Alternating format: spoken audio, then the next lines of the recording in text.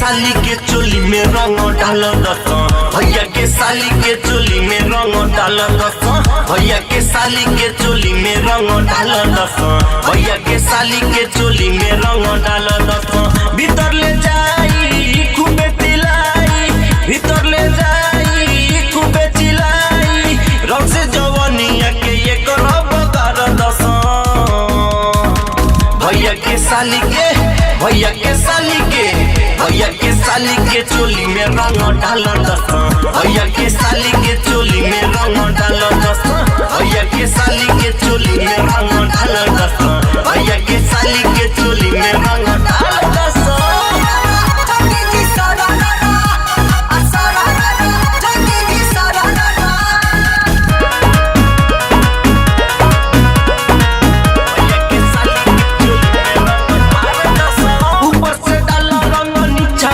भैया के हाथे भले होई पिटाई, होई पिटाई, ऊपर से डाला रंग नीचा भले जाई, भैया के हाथे भले होई पिटाई। लड़का पियर का रंग ढोली में झाड़ दस, लड़का पियर का रंग ढोली में झाड़ दस, बचे न पाए के जगह है मारो दस। भैया के साली के, भैया के साली के, भैया के साली के चोली में रंग डाल दस, भैया के साली के चोली में रंग डाल दस, भैया के साली के चोली में रंग डाल दस, भैया के साली के चोली में रंग डाल दस।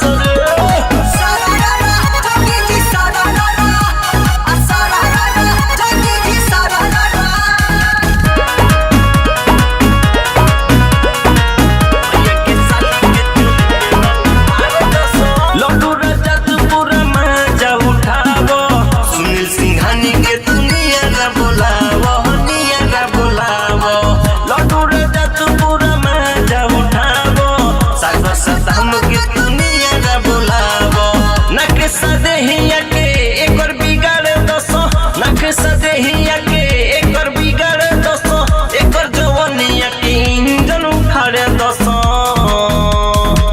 भैया के साली के, भैया के साली के, भैया के साली के चोली में रंग डाल दस, भैया के साली के चोली में रंग डाल दस, भैया के साली के चोली में रंग डाल दस, भैया के साली के चोली में रंग डाल दस।